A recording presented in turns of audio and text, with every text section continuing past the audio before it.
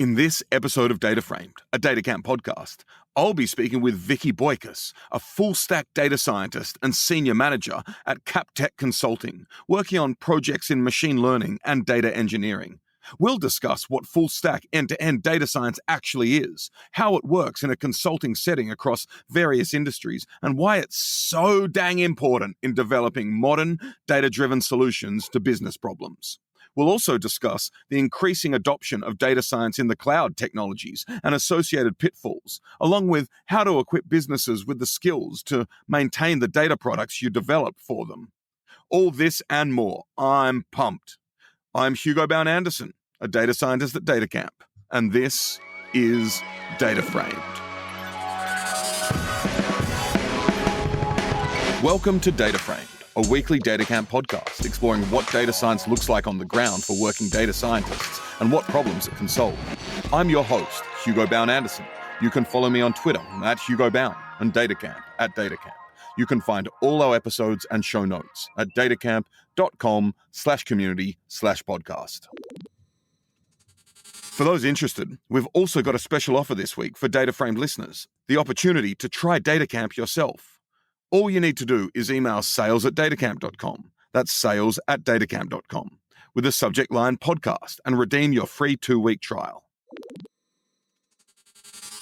Hi there, Vicki, and welcome to Data Framed. Thank you so much for having me.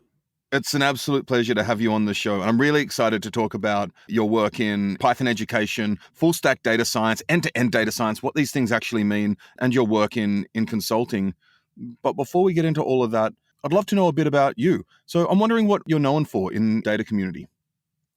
So probably first and foremost, terrible puns and memes about all sorts of data and programming related things. Secondary is the content. So my strategy is a little bit like BuzzFeed, right? Hit them with the memes and then sneak in serious content in between.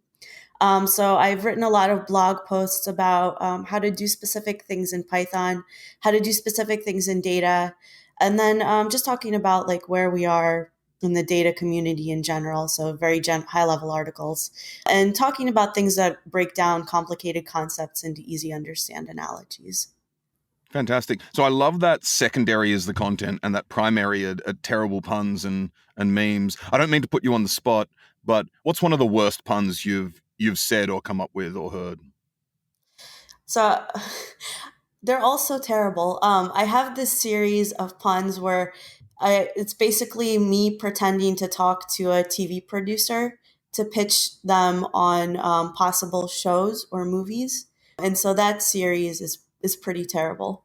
Series of tweets. Well, we'll definitely link to that in the show notes.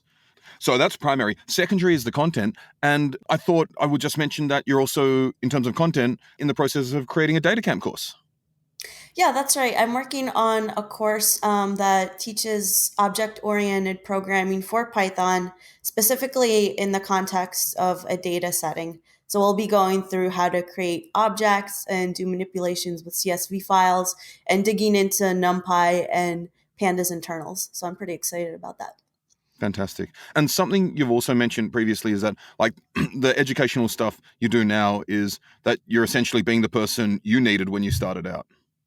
Yep. Yeah. So the internet is a pretty big place and there's a lot of resources, but if you're just learning a program or you're just getting into data science, the best thing you can do is have an in-person mentor or someone who's ahead of you who you can ask questions. And so my goal, I didn't really have that person when I just started out. So my goal is to be that person for people just getting into the field. Fantastic. And actually, DataCamp itself has a similar origin story in that the CEO, our CEO, Jonathan Cornelison, when he was at grad school, he was looking for something like DataCamp and just couldn't find it. And he was like, okay, when I finish grad school, I'm going to make this thing, essentially. Yeah. So that's one of our several origin stories.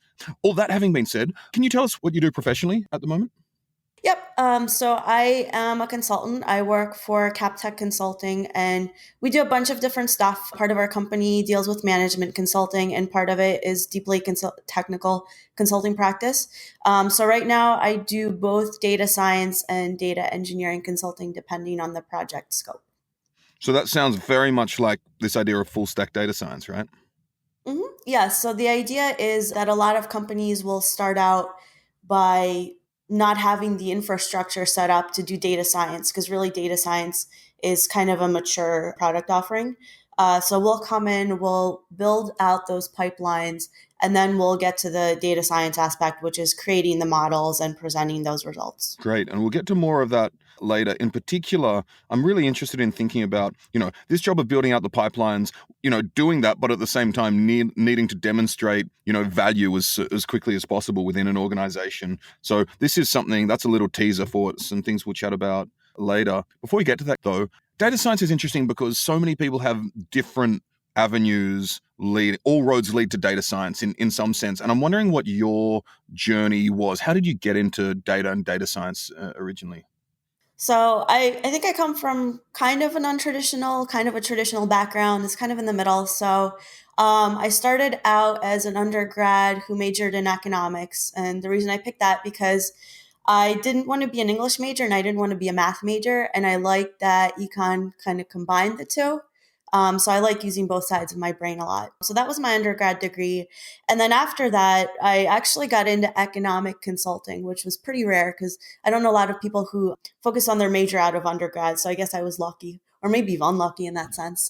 So that's where I got tuned into doing stuff with data. Usually, when you start right out of college, you start doing stuff with spreadsheets. So I started doing stuff with spreadsheets, and then I heard about this new cool programming language that was free that was called R. I got exposed to that a little bit. I had a couple of roles that were analytics based. And then my last role was as a data analyst where I learned SQL. And then I got tired of waiting for data to come into the SQL database for me, which is when I started really focusing on learning programming with Python and statistical methods. And then I became a data scientist as my next position. And at the same time, I decided that I also wanted to get an MBA because I was interested in technical leadership. So I actually don't have a statistics or development background in terms of a master's program, but I kind of came to it through the job field. That's really interesting because a lot of people I speak to when thinking about advice to give to aspiring data scientists is, one of the most important skills isn't to be able to, build a 1,000-layer recurrent neural network, but to be able to learn on the job and pick up new skills as you go along. And it sounds like that was an integral part of your journey. Yeah, I think that's been really important for me the entire time in figuring out what to learn because there's just so much to learn in data science and in consulting. That's one of the primary skills as well because you never know what kind of environment you're going to come into or what the client needs are going to be. So, learning and a broad set of skills. Great. And I'm just wondering, with your background in economics and your MBA, how do these play into your work as a data scientist in general? I mean, do you find skills and tools you developed and ways of thinking in economics and your MBA useful in your work in data science?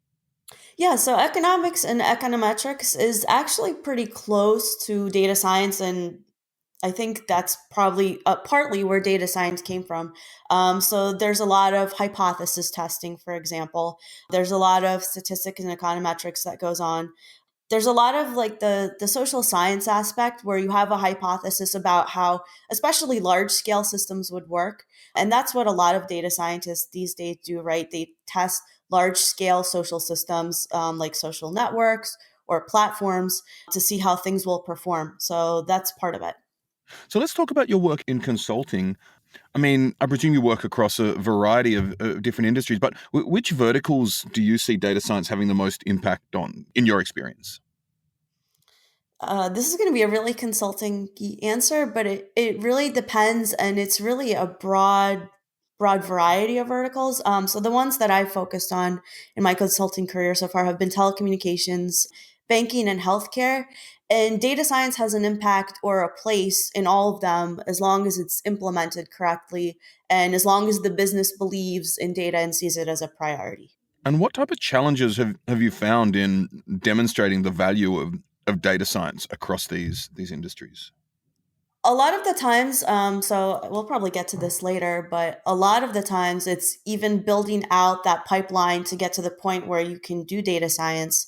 But a lot of the times, especially in larger companies, so my company deals a lot primarily with Fortune 500 companies, is getting to the point where you can demonstrate that your hypothesis or whatever it is that you said to do, your call to action actually results in a change in the business. Great. And are you able to give any specific examples? I don't mean the names of companies or anything like that, but specific examples in telcos, bank, or healthcare of actual data science projects? A lot of projects, so this has been true for every industry I've been in. Every company wants to be able to measure churn or why customers are leaving or joining their platform, and especially tracing the fact of why companies are unhappy.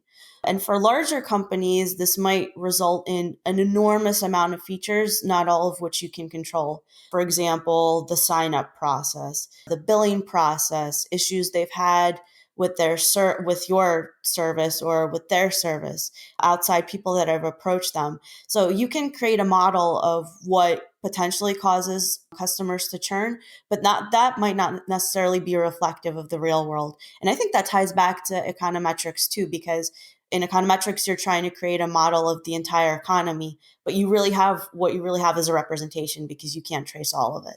Yeah, great. And this is a great example and something I've actually been thinking about a lot recently and talking about this morning. In fact, the churn example in particular, the potential for customers to take their business elsewhere, is the intersection between data science and decision science. Because you can build a model that may tell you or approximate what's happening in the world as to why customers are churning, but that doesn't tell you what to do, right?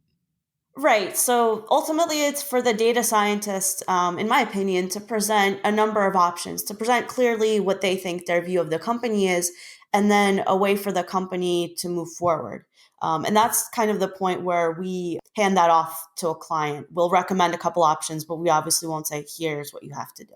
Great. And in the churn case, I can imagine several courses of action. So the first would be to, if you think a customer is going to churn, reach out to them and make them some sort of offer, dependent on how valuable a customer they are to your company. Another would be to try to nip it in the bud well before they're going to churn. Are these the types of suggestions that you make, or are there others as well?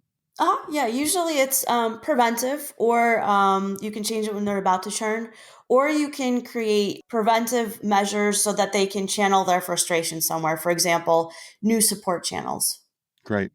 So, in your work across all these industries, what are common patterns you've seen in data science across them? So one is that I think we've heard this a lot, but getting the data to a point where you can actually do data science is always 80% of the work. And usually, when we come into a company, a lot of the work will be getting the data to a point where we can do data science. The selection of tools and understanding what everybody else in the industry is doing. So, kind of this need for understanding best practices. Are we picking the right tool? Is this what other people in the industry are doing? Is this what people in our industry is doing?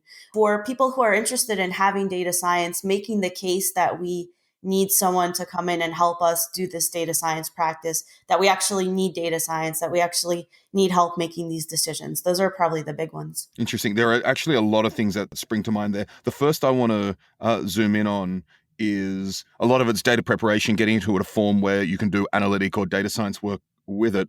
This amount of preparation you have to do you see this changing in the next 2, 5, 10 years? Will these types of things become more and more automated and hopefully productized?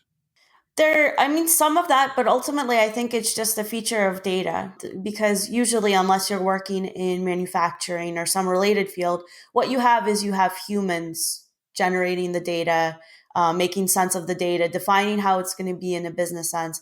And that kind of data is always going to be messy.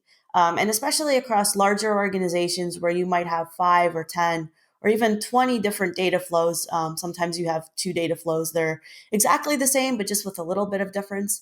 That kind of reconciliation is always going to be existing. But what I do see happening more and more lately is a lot of organizations are calling for more data governance.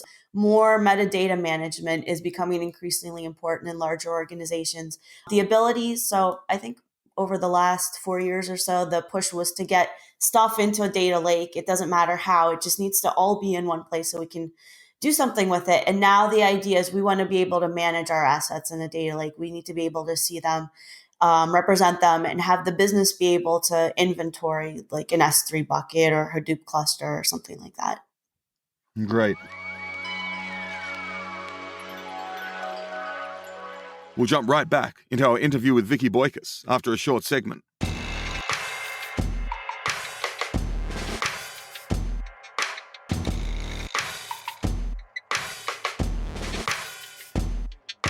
Now it's time for a segment called Data Science Best Practices. I'm here with Ben Skranker, an independent data science consultant who was my guest on episode 4 of Data Framed and talked about how data science is revolutionizing the trucking industry. Hi, Ben. Hey, Hugo. It's great to be back on your show. Thanks for inviting me to share some of my hard-earned wisdom with your listeners. Hard-earned wisdom. Do you have an example? Well, like Niels Bohr liked to say, an expert is someone who, through their own sad, bitter experience, has made a sizable fraction of all possible errors in a field. What I'd like to talk about today is CRISP-DM, which stands for the Cross-Industry Standard Process for Data Mining. I think it's a great example, and not many data scientists know about it. How is it a great example? Well, often I see data scientists carried away by the excitement of a project, and they just dive into the project without thinking about really important questions. And CRISP-DM is probably the best workflow in industry for solving data science problems. And it helps you think through your problem end to end so you don't miss steps and you solve for the right thing and use the right metrics. And as I mentioned, surprisingly, most data scientists just don't have a coherent workflow. They've just got something they cobbled together, they stumble along, and it makes them very inefficient. They miss some steps and they make mistakes. So what are the benefits of having a workflow? I think there's really no reason not to use a workflow. It's essentially free productivity. It's going to help you get your results faster and avoid common errors.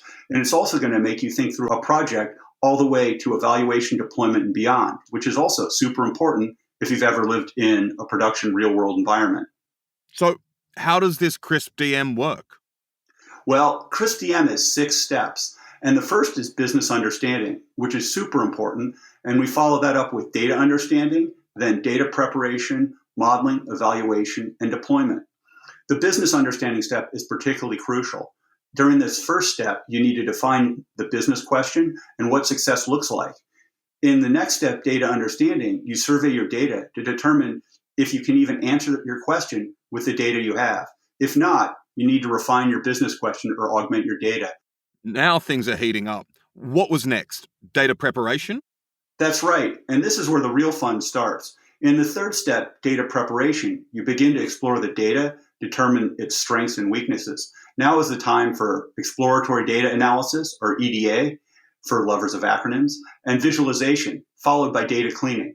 In this stage, you prepare the data so you can start modeling. And it's really exciting because you start to unravel that Agatha Christie mystery that's hidden in your data. After that, you move on to modeling, where you engineer features and refine your modeling approach further. At any of these steps, you may find you need to revisit an earlier step to refine your understanding. So, for instance, you might start modeling and realize your model doesn't capture some key aspect of behavior, and you need to go get some other data set to provide that information. And then what? Well, finally, you need to evaluate and deploy the model, because that's where the rubber meets the road. Evaluation includes standard tools like examining model performance on new data while running in parallel with the old model or a benchmark model. You may want to run A/B tests once a model is finished as well to make sure it has good fidelity with reality. And you should expend enough effort to make sure your model is correct. Well, that sounds a bit like VV and UQ. You're right, but verification, validation, and uncertainty quantification is a subject for another day. Thanks for chatting. Thanks, Ben. Listeners, we'll include a link or two in the show notes about CRISP-DM. Ben, I'm looking forward to having you back on the show to chat about VV and UQ as soon as possible. Thanks, Hugo.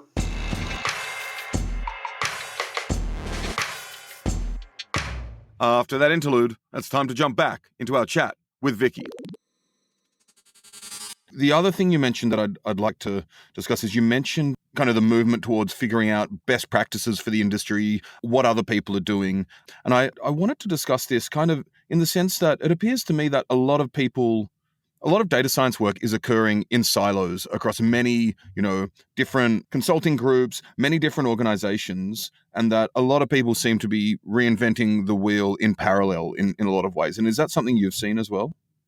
Yeah, I think that can definitely be true. And what I've seen in a couple of my projects that were really successful is the organization or the client was dedicated to centralizing all of this stuff. So what I've seen come up in larger organizations is something called a center of excellence, where you have cross-functional teams. So you have engineers, you have data analysts, you have data scientists, and they all meet together to talk about what they're doing as a team. So I've seen that kind of structure come up more and more recently. Is this the type of structure within an organization for data science teams that you think is the most effective?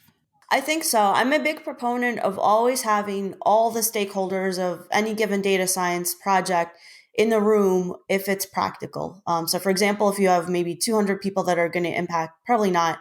But I really always push for developers to sit with data analysts and, more importantly, with business users, because usually the developers are the first part of the process and the business users are all the way down there. So it can be like a game of telephone where the developers build something that gets put into some warehouse, that gets put into a dashboard. By the time it's built, the business users don't necessarily always want it and can't act on it. So I always like to have all those people in the same room. What do you think about the future of, I suppose, data literacy for business users? Will we increasingly see, people in management, C-level, people using dashboards become more and more knowledgeable about what data is and how it works? I think so. I'm really optimistic about that, and not just because it's job security for me. As people want more and more data, but I do believe that the popular press, or at least the tech press, has gotten to a point where, and I've seen this in business literature like the Harvard Business Review or what have you, it's gotten to the point where a lot of executives now understand the need to be data driven.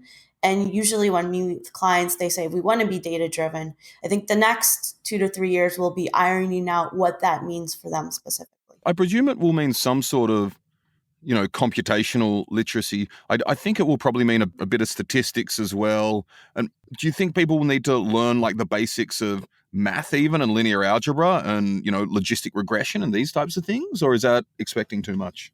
No, I think the onus there is on the data scientist to present things for different audiences. So if you're a data scientist and you're presenting to other data scientists, you can obviously talk about the specifics, the parameters that you have in your logistic regression or what have you. If you are talking to project managers and especially executives, you should be speaking in a very different way, and you should be talking in a way that makes sense with what they're interested in.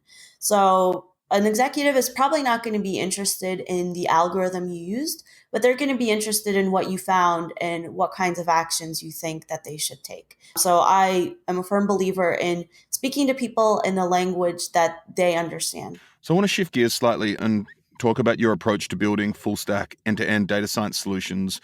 Before we do that though, I'm wondering if you could give us the elevator pitch or something analogous on what even full stack end-to-end data science is or means. Full stack to me means basically building out a data science product. So you start with some kind of data flow. You transform that data in some environment, and then you output a model and you display that model. So that to me is end-to-end data science, and that's more of a product rather than the project, which I see as iterating on a specific model, for example. Great. So what's your approach to building these solutions then? So I don't have a standard approach. It really depends. So I usually come into the client site and just kind of observe for the first week or so.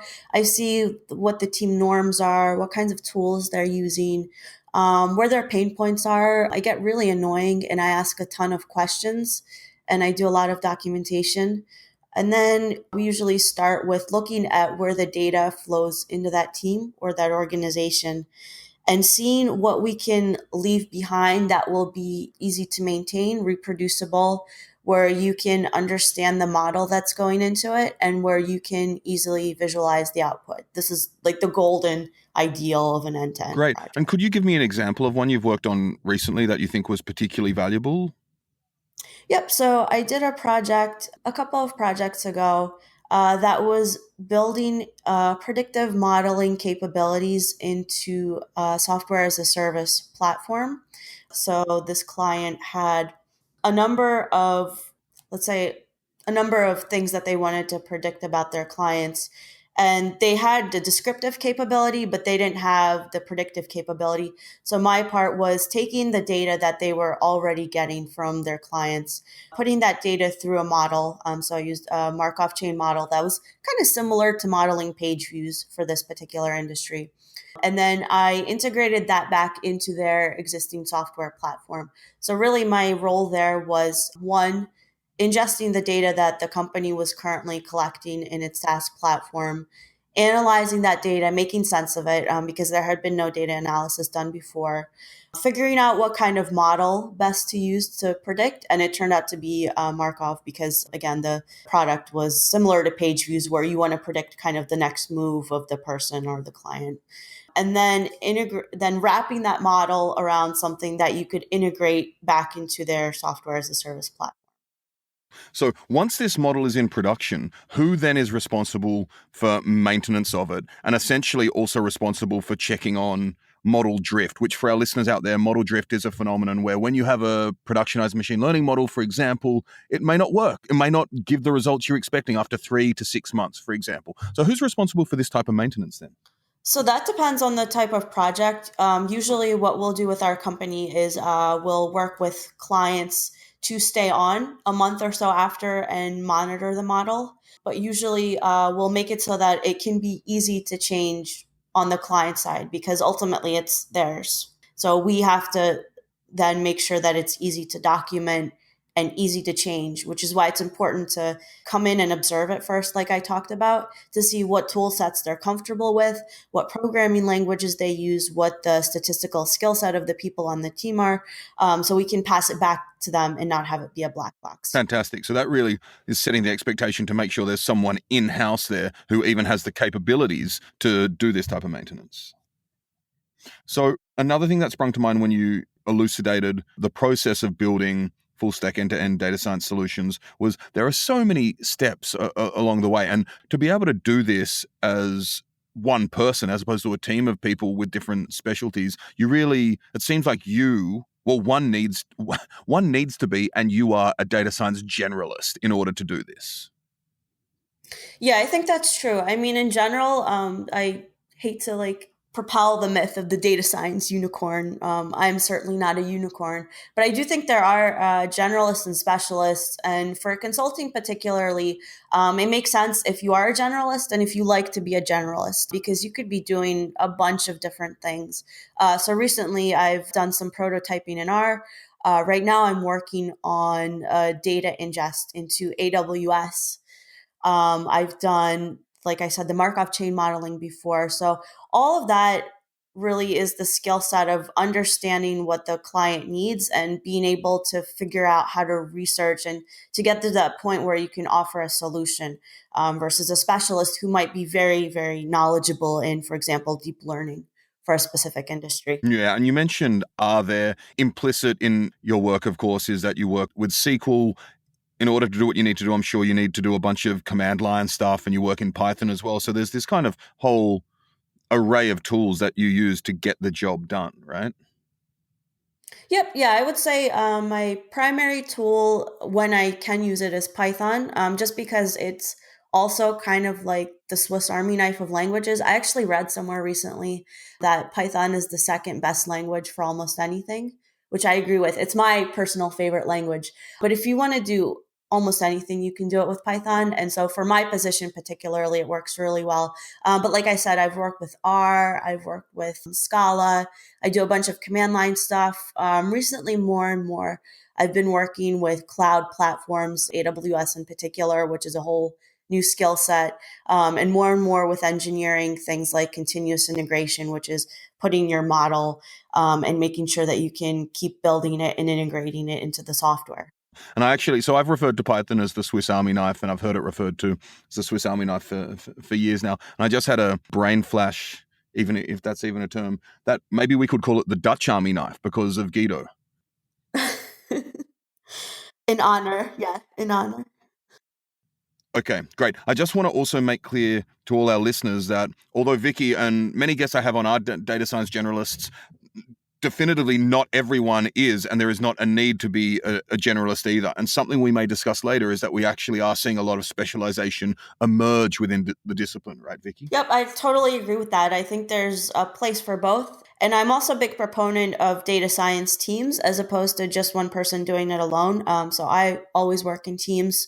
And usually it'll be someone who knows a little more statistics, someone who knows a little more engineering, and someone who's more business or business analyst oriented, and someone who's completely business facing. So you have a combination of 3 or 4 of those kind of people. And the best teams that I've been on complement each other in those ways. So for people who want to get into this type of work, building full stack end-to-end data science products and solutions, what advice with respect to learning paths would you give them? I would say to just learn one thing that you're interested in. And so the best advice I ever got was to just learn one language really well. It doesn't matter what language you're learning, although probably for the generalist, Python would make more sense. But learn one language really well and learn the internals of that language so then you can apply it to other things. Because what generalists do really well is to understand how different things apply to other things. So, for example, oh, this is how objects work in R. This is how objects work in Python. Oh, this is how data flows into AWS. This is how data flows into Hadoop. This is how we would do something in Tableau versus D3. So generalists generally work well with patterns and are able to research different things. And so what I would suggest is 1, learning one language and then being able to extrapolate from that.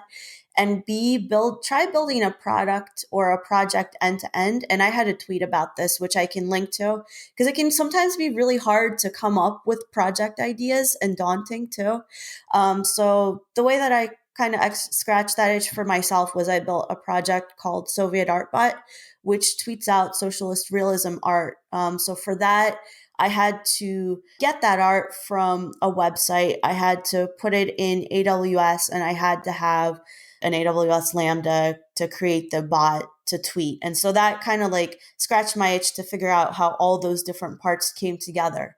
Like I said, I have a tweet that I can link to that has a couple of different project ideas. I love that. And we'll definitely link to that in the show notes.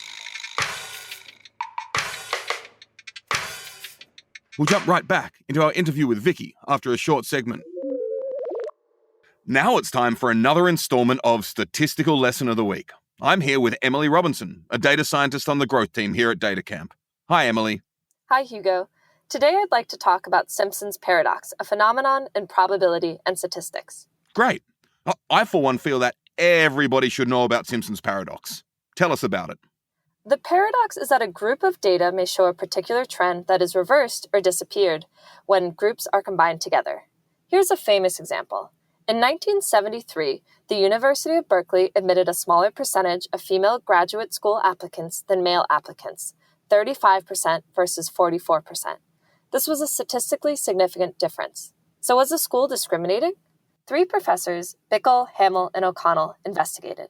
They wanted to examine the people in charge of admissions to see if there was evidence of discrimination. In graduate school, this is generally the faculty of the department the person is applying to. But when they looked at all the departments that had female applicants and denied admission to at least one person, they found only 4 departments that had evidence of bias against women and 6 with biases in favor of women. Additionally, for those 4 departments with evidence of bias against women, the number of women they would have admitted without bias would have only been about 26, but the overall admissions was short 277 women. This may seem odd to the uninitiated. How can this happen? The problem is that looking at just the aggregate data, you don't take into account the relationship of the gender of the applicant and the department. It turns out that women were more likely to apply to competitive departments and less likely to apply to departments that were easy to get into. And this was even more pronounced in departments with large numbers of applicants. So while overall, a smaller percentage of women were admitted, this is entirely explained by their choice of department. Right. Could you talk us through a simplified example with numbers? Sure. Let's say we only had 2 departments, A and B. A lets almost anyone in, and B is very competitive. A gets 990 male applicants and 10 female applicants. 980 of the men get accepted, and all 10 women get accepted, so the acceptance rates are about 99% versus 100%. Department B gets 10 male applicants and 990 female applicants. They don't accept any men and only accept 10 women. So it's about a 0% to a 1% acceptance rate. So each department accepted a higher percentage of female applicants than male. But if we aggregate the numbers for the school, 990 men out of 1,000 got accepted, or 99%, but only 20 women out of the 1,000 got accepted for a rate of 2%. I think I get that. So does that mean we should always look at subgroups if we know they exist instead of the overall statistics? That's the tricky part about the paradox. You need to know your context. For example, imagine instead of departments A and B, they were Saturday and Sunday, and male and female applicants were replaced with you and me trying data camp problems. You may have done better on both days, getting 100% of the 10 problems you tried on Saturday right and 1% of the 990 problems on Sunday right, versus my 99% of 990 problems right on Saturday and 0% of the 10 problems on Sunday. But we certainly wouldn't say you're the better problem solver. You only got 2% of them right, while I got 99%. In this case, we look at the aggregate because the distinction between Saturday and Sunday isn't meaningful. So this is an example of where it's important to know the context. In the day of the week case, we want to look at the aggregate numbers because the groups don't really mean anything, while in the Berkeley case, we want to look at the statistics by groups. Exactly. Never do data analysis in a vacuum. Cool. So I also want to mention that this can happen when you have two numeric variables and a categorical grouping variable too. So in one of my tutorials that I'll link to in the show notes, I show how in the iris dataset, overall sepal length is negatively correlated with sepal width. But if you look within each species, sepal length and sepal width are actually positively correlated. Simpsons paradoxes are really everywhere. They sure indeedly doodly are. Well, thanks, Emily, for another installment of Statistical Lesson of the Week. Thanks, Hugo.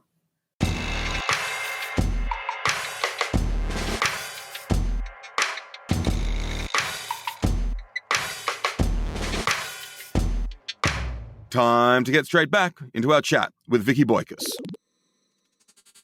Something that's in the cultural consciousness at the moment, it has been emerging for some time, is this trade-off in predictive analytics, machine learning, and deep learning between model performance, so how well a model is at predicting what it wants to predict, and being interpretable, so trying to figure out why it's making the predictions it does. And I'm wondering, in your work and your client work, what is the approach to this trade-off generally? So my personal approach is to always create models that are a little bit simpler, but always easier to look in under the covers. And the reason for that, and I probably would have a different answer if I were full-time at a company, but as a consultant, you always need to be able to leave behind work that other people can look at, they can take apart, they can rely on, is easily documented. And especially for dealing with people that are not as technical, it's important to be able to explain those things really well. So for me, I always err on the side of simpler is better. So something you spoke to earlier was the fact that more and more data science work is moving to the cloud. And I'd just love to pick your brain about that. I mean, this is a relatively large challenge for us as a community to do. And I was just wondering how you approach this in your work. Yeah, so what we've seen recently, well, it's been a trend over the past couple of years, but I've seen it come up in more and more projects, is a lot of clients are starting to realize that they don't want to maintain infrastructure and they want to take everything to the cloud. And of course, when they're doing this, they want to consider the fact that there's now things that you have to manage. For example, you have to manage the security of the cloud. Like there's been a lot of stories in the news lately with, for example, S3 buckets just kind of left wide open and all the data leaking out. So that's important to handle off. You need to handle some of the cloud management. And most importantly, you need to understand how all of these parts work together, because it can be harder than just, for example, creating a model in Scikit, pickling it, and then putting it on some server. You have to understand how all the parts of the ecosystem work together. So that's becoming more important too in data science. And I think specifically for data science in the cloud, the tool set is really just emerging at this point. Like, for example, I know there's SageMaker and Google Cloud has some stuff, and there's Azure Machine Learning. But all of these I feel like are just starting to come into their own. but they'll become more important components as people move in that direction. And also, I think the fact that these are emerging and rapidly developing technologies means that the barrier to entry might be slightly higher, right? It could be, yeah, it could be in some ways. It's less in others. So if you already know how to move in cloud environments, the barrier to entry to the cloud is low. And then the barrier to entry for machine learning is lower too, because there's already some prototyped components that you can put together. If you don't know how to operate in those environments, in that sense, the barrier to entry can be higher. And so what I've seen recently is a lot of people doing data science are kind of moving a little more towards the engineering path even. Right. And yeah, I suppose I'm really thinking of the people who, are working data scientists or are, proficient in machine learning, trying to go to the cloud, and it may not even be obvious, even documentation wise, what to do and how to do it. Right. Yeah. The documentation for a lot of these cloud services leaves a lot to be desired. But we'll see that improving, surely. Yeah. And in fact, I know AWS and I think also Microsoft have open sourced their documentation on GitHub, which is a really positive. That's right. And I actually recently had Paige Bailey on the podcast, who's a software developer advocate at Microsoft Azure. And she's instrumental in a lot of this work as well. Mm-hmm. Great. So we've talked a lot about kind of the data science landscape and your work currently. I'm wondering what the future of data science looks like to you. So I think what we'll see is a lot of standardization and kind of like a narrowing out of the industry. So the last 5 years have been about this explosive growth in this new field called data science, which nobody really knew what it was at first. And so we started to define that. There's a lot of now kind of shifting to data science. Everybody almost knows that data scientists are statisticians. What we're seeing now, I think, is a lot more, to your point, specialization. So there's a lot of people doing specifically deep learning or specifically AI. A lot more movement to software development, like I mentioned, especially as more stuff goes into the cloud. Data scientists will need to know how to work in those environments. And as always, I think the future belongs to people who can be flexible, who can write and read good code in whatever language, and who can teach themselves as the environment shifts. Great. And I do think something you spoke to previously is trying to understand what best practices in data science look like. And there isn't as of yet. I mean, people talk about certain things, but there isn't kind of solidified system of best practices like there is in, front-end software engineering, for example, right? Yeah, and I think that's just starting out. So, like I've seen both Facebook and Google release guides on machine learning and things to look at. Google's is particularly good because it has things you should look at, and Facebook just released a bunch of videos. So I think that will start to become more solidified. And the other side of that is you also hear a lot of people talking about ethics in machine learning and data science. And I think there might be some pressure from that perspective as well to define just what data science means. And of course, there's GDPR regulations, which will have us define what data we can collect. So I think all those three things together will give us a little more fleshed out view of what that is. Yeah, great. And I think the GDPR is an interesting example of, we'll be seeing more and more of this. I mean, that's EU specific, well, in a number of ways, if you have any data going through the EU potentially as well. But as we see more and more countries adopting these types of things, I'm wondering if that will impact how we use cloud technologies as well. I'm sure it will to some extent. I think the big thing in cloud will be figuring out security. Security and data flows for sure. Yeah. You mentioned ethics in data science. I'm wondering what you think the biggest concerns are in the ethical landscape. Personally, I would say right now, probably the biggest issue is data leaks. So there's a number of different things, but I want to focus on the practical issue, which is a lot of people are not securing their data. So the issue there is potentially collecting too much and then not monitoring it carefully enough. Okay. Yeah, I agree with that. So we've talked a lot about different aspects of data science and the data science flow. I'm wondering, in particular, what's one of your favorite data sciencey things to do? I mean, techniques or methodologies? Yeah, so the ones that I enjoy doing the most because I get the most return out of them are probably decision trees. And the reason I like them so much is because they're very easy to discuss with people who aren't necessarily data scientists. They're very easy to visualize and they give you a clear path to a call of action. So if I can utilize them, I do. And so this really speaks again to something we were discussing earlier of one, interpretability. You can actually show someone going down the tree and what decisions it makes at each branching point, but also ease of explicability or just being able to explain something to someone else. Yep, and the ease of porting between multiple platforms as well. In what sense? Implementation details. So you can create a decision tree locally in scikit-learn. You can create one in R. You can create one on almost any platform that exists. Yeah. So I like it for that reason. That's great. And of course, in scikit-learn, it's nice, it's compatible with GraphViz, right? So you can visualize it immediately. Yeah. What about with respect to data engineering? What really do you love doing there? So I'm really into AWS Lambdas, which are basically, think of them as like virtual environments that exist ephemerally. So they spin up, they do something, and then they go away.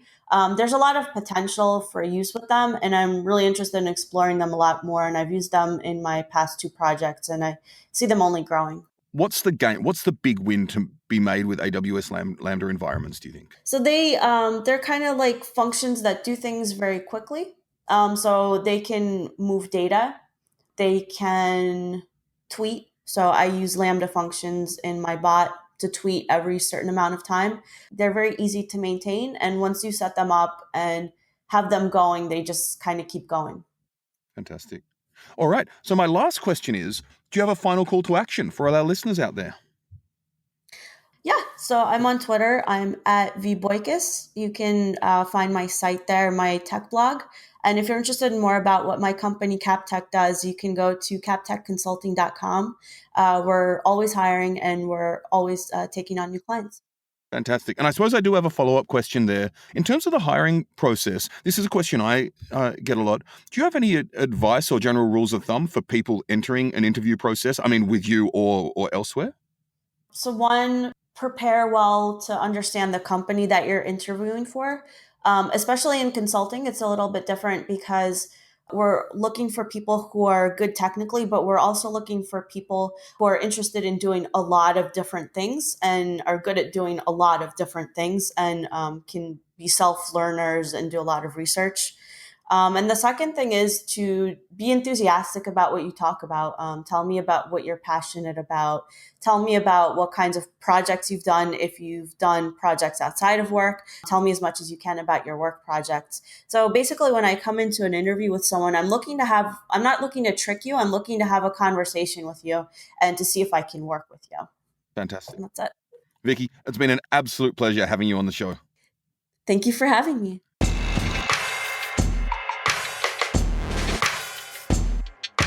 Thanks for joining our conversation with Vicki about end-to-end data science and full-stack data product development.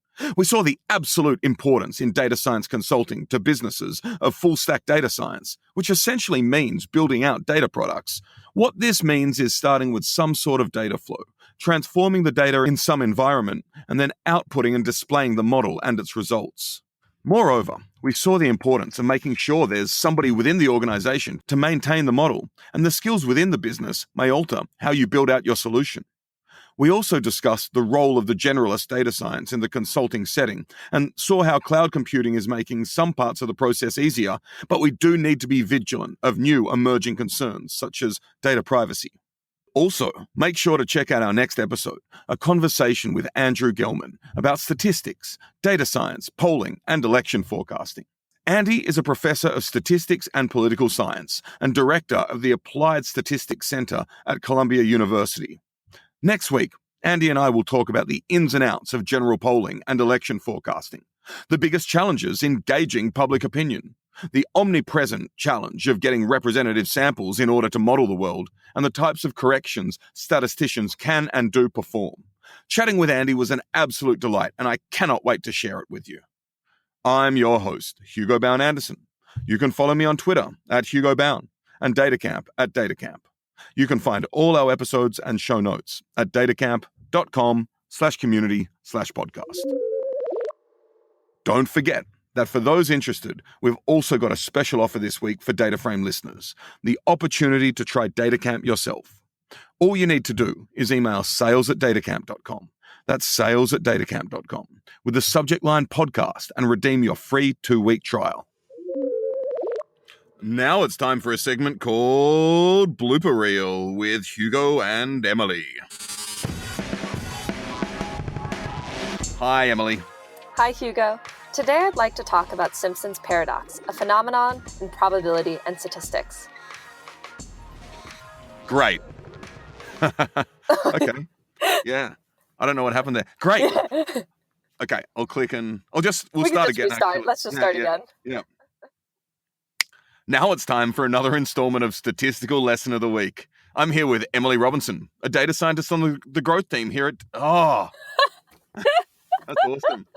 I think we've got an outtake here. I think you have an outtake. Yeah. I was like, why? I was like, did something go wrong when you just like pause after sitting? Yeah. Oh, no. I was staring at the word great, and I was like, great. Okay, we'll try this one more time. Whew. Okay.